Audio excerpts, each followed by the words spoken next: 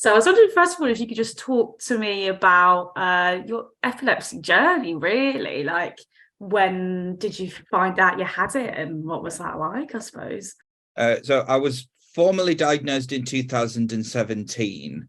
So it was a relatively late diagnosis. Having said that, throughout sort of school and university, I kept having like school reports that said that I used to daydream and had trouble concentrating, which in reality, there are these things called either partial seizures or focal seizures, which are actually when you don't lose consciousness, but it presents as you sort of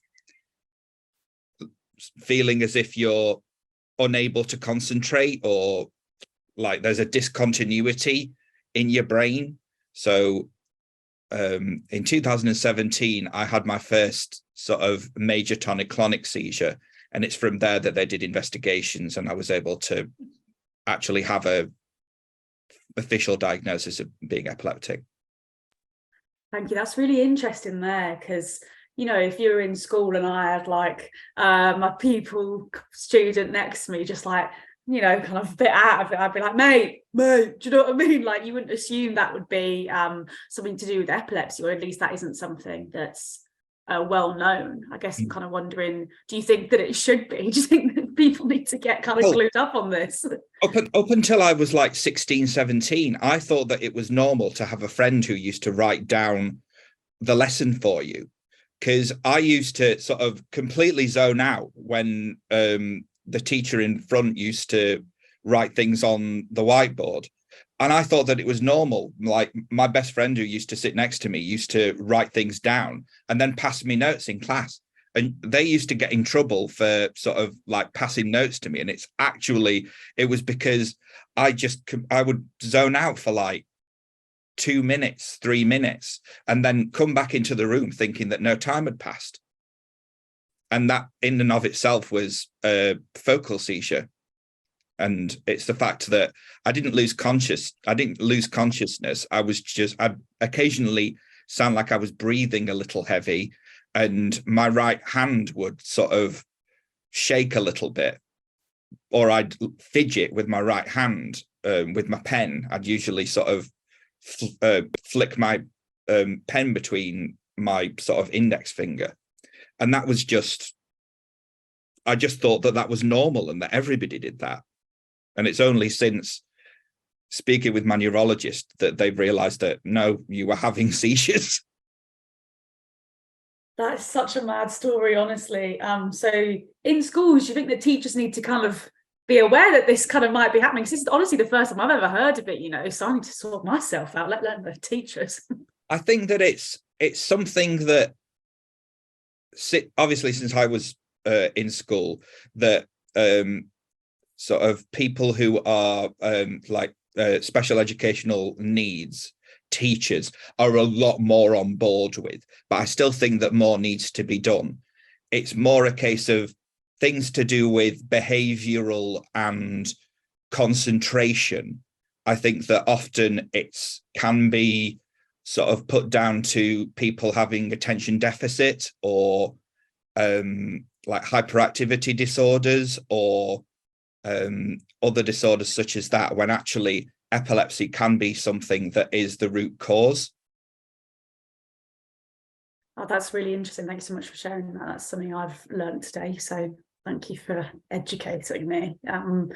I guess next I'd like to talk to you a bit about these shocking stats that I've seen. I was like, oh my God, really? Like, it doesn't work in the news. I don't often get like shocked by stats because it feels like there's something every day. But this, I was like, oh God, yeah, I didn't even think about that. So the one that kind of stood out to me was people with epilepsy being afraid to go outside because they might have a seizure and people might mistake it for something else, for example, being drunk or something like that. I've been told this is something that you've experienced yourself. I guess I'm wondering if you could just walk me through what happened there, if that's all right. Yeah, definitely. So I was on a bus home from I'd been out. I volunteer at a gallery in Sheffield. So I was on my way home. It was about 5 o'clock in the evening, on the bus. It was a relatively warm day, and extremes of temperature are triggers for my seizures. So I got on the bus. I had a tonic-clonic seizure, and I was incontinent, so I urinated. And the bus driver perceived me as being drunk or on drugs, and I then lost consciousness, came round, and there's a period after you come out of a seizure where you're incredibly confused, and I often slur my speech because I'm trying to, obviously, my brain is trying to knit itself back together. So the bus driver physically manhandled me off of the bus and pulled over and dragged me off of the bus and left me at the bus stop.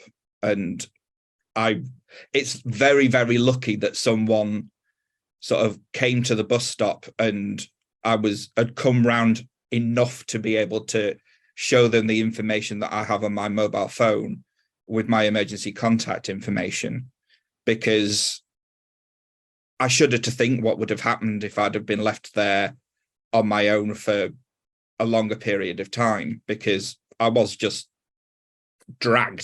physically dragged off of the bus because they thought that I was in a state that I'd done something to myself and put myself into that state. And that shame is sort of one of the reasons why I suffer with sort of social anxiety. I've been sort of through therapy in order to like mitigate myself and not consider myself to be a risk. And it's very difficult to sort of, when you think yourself as a risk rather than someone who can be an active member of society, it's incredibly difficult to get that notion out of your head. But I do think that the campaign with regards to educating people in terms of what to do in that situation is going to be really, really helpful in challenging people's perceptions of what people who have seizures are and how they actually just need help, and to empower people to know what it is that they need to do. Thank you so much for sharing that. I'm so sorry that that happened to you. That sounds absolutely horrendous, if you don't mind me saying. Absolutely bless you. You've already spoken a bit about how that made you feel in terms of the shame and the therapy and the anxieties you've had to work through. I wonder if you could just elaborate a bit more on that, on how you feel kind of now, I suppose, just going outside and doing your day-to-day things. Is this something that's kind of on the back of your mind that, you know, this might happen and people might not understand what's happening? I think that for a good long time, it was this sort of overarching feeling of, well, the idea that I myself am the risk that I can take out of the situation. I previously, before I became an art writer and critic, I used to work in a laboratory environment, and I did sort of health and safety.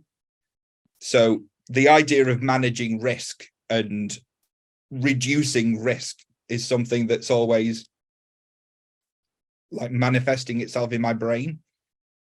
And I had to teach myself that rather than seeing myself as a risk that can be removed, it's a risk that can be managed, but also to realize that everybody has bad days. It's not a case of you're always going to be bad. There are things that are completely out of your control for every single human being. It's a question of embracing the fact that a lack of control is something that everybody experiences at some time in their life. It's the fact that this campaign will allow people to have that trust. And I think that one of the things that combats shame is education and a knowledge that you can trust someone else. And that's why I think that the reassurance being one of the things that's in the acronym for CARE is really, really important, because that is one of the important things that I need, is that reassurance from someone that things are going to be okay. And had I had that at the time from the people on the bus, from other people intervening and reassuring me that everything was going to be okay, then it would have been a different outcome. Absolutely, thank you. I'm wondering if you could just lastly, like, walk me through, in an ideal world, what should have happened on that bus? What should the people on the bus and the bus driver have done differently? Obviously, quite a lot differently. But if you could walk me through what the right steps would have been to have taken, well, that'd be great. Well, ultimately, it's again following the CARE acronym, which is sort of to make sure that everything is out of the way. I've probably jumped ahead here, but make sure I can do this bit if you want. No, it's all right. It's so really important is to cushion the person's head. Make sure that because obviously you don't want me to, or anybody else, to incur injuries to the head. So make sure that they're sort of lied down. Everything is out of the way that may cause harm to them, that their head is cushioned. Again, reassure them if they've gone through a period where they've been jerking or seizing or moving around, and they're relatively through that and you feel comfortable, moving the person into the recovery position is also really, really beneficial, because it aids in breathing, it aids in that feeling of reassurance, and you're able to then, if you feel comfortable, be a sort of offer like touch and being tactile and making the person feel physically reassured, as well as offering words of encouragement. And then the other thing is that if you perceive that it's a person's first seizure, or the person has come out of a seizure, gone straight into a second one, or if the seizure lasts any more than 5 minutes, then call 999. I mean, I think, part of this is about, like Evan said, this is education. This is about a stigma around epilepsy. And there are sort of things that people think they should do. And I think it's almost the things that they think they should do. So restraint's one of them. They're the things that make them nervous, and they shouldn't be doing those things.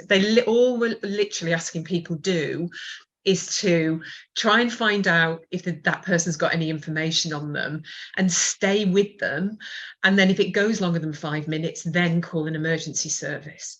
But just staying with them is the most important part of this. So we're not asking you to learn any sort of sophisticated medical first aid or anything. This is just understanding that all of the things that Evan's talked about are different symptoms of the same thing, which is having a seizure, and people live with seizures. So they need to be able to live with those seizures in public places.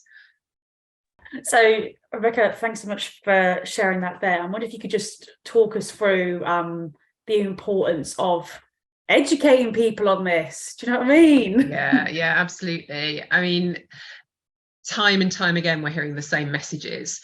People with epilepsy are saying to us, one of the top priorities is raise awareness with the public about epilepsy. And we think that's really sad, because we think we should be helping people with epilepsy, not helping the public understand it. So we've got to keep getting this message out there and using opportunities like National Epilepsy Week to really sort of hammer home that this is not something that anyone should be worried about, nervous about, and certainly shouldn't be treating people negatively about. That it is a condition that people live with, and therefore we can all live with it. Yeah, so this is what we see is, if people say in a school or in a workplace, if someone with epilepsy is with them, they will encourage the people around them to learn more about it. And what we want to say is, don't wait for that to happen. You know, learn about it, because actually you may come across someone on, you know, completely unexpected in this situation. So the more you know about it and the more you're confident about it, then the more you can help.